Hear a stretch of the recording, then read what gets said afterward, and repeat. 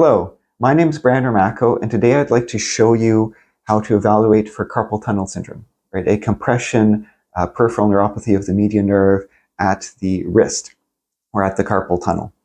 So ideally, you're using as high frequency probe as you have access to, a linear probe. But today, I'm going to actually use a Suresult D3Ultra, which is a dual purpose probe, and it only goes up to 10 megahertz. Now, ideally, 12 megahertz is better, 15 megahertz is better, 18 megahertz is better, but use what you have. And I want to show that you can use a general purpose probe to diagnose carpal tunnel syndrome. So I've already applied gel to the transducer, and I have my patient in my preferred position. I find this position, if you can pull a table close by, or if you have a table in your office where the patient can just lay their arm down, that's best. Of course, this is such a quick and simple scan, you could just hold their arm and scan. So, which is what I typically do.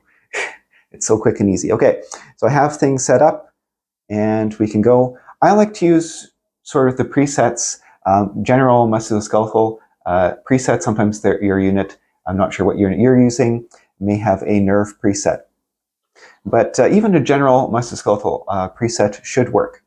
So as you can see from what we're seeing, there's a heck of a lot going on, right? And of course, you want to make sure your focus points are set correctly, the gain is set correctly, and depth is set correctly, so you can get as best a picture as you can. So I'm going back and forth here, and you'll see that there's so many structures, right? What the heck are we looking for? Well, as I tilt back and forth, things wink in and out of existence, right? This is an imaging artifact called anisotropy, and its tendons are more sensitive than nerves. Now, in cross-section, a nerve and a tendon looks very similar, but since nerves are less sensitive to anisotropy, the structure which is more persistent is going to be the nerve. So as I go back and forth, you'll see that there's one thing that looks like a tendon, just like the other tendons, but it doesn't go black as I tilt back and forth, and that's going to be the nerve. So I can go back and forth a little bit proximal, a little bit distal, and I look for where that nerve is at its largest. Then I can pause, and I can get out my measurement tools.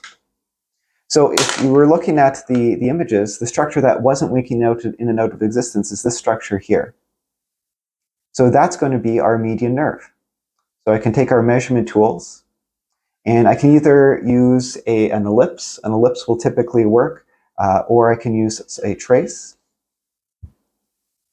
and I can trace the shape of the nerve, and then I look at the cross-sectional area.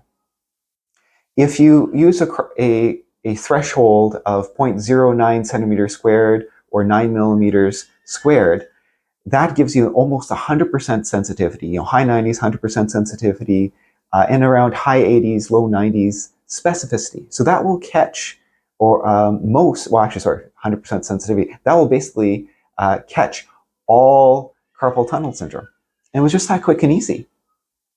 Now, as I mentioned, the specificity isn't quite 100%. It's hovering around 90% in the studies.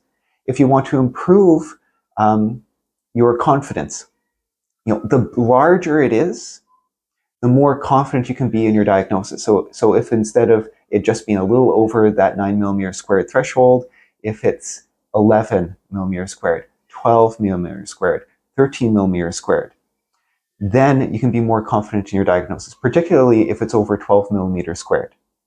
Another finding is if you have the patient wiggle their fingers, you should see the nerve sort of wiggle back and forth. Of course, you should be practicing on normals.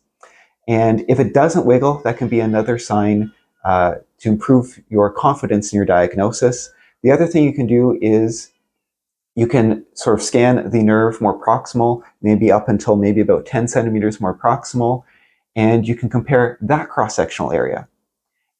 Nerve should only get smaller as you go more distal.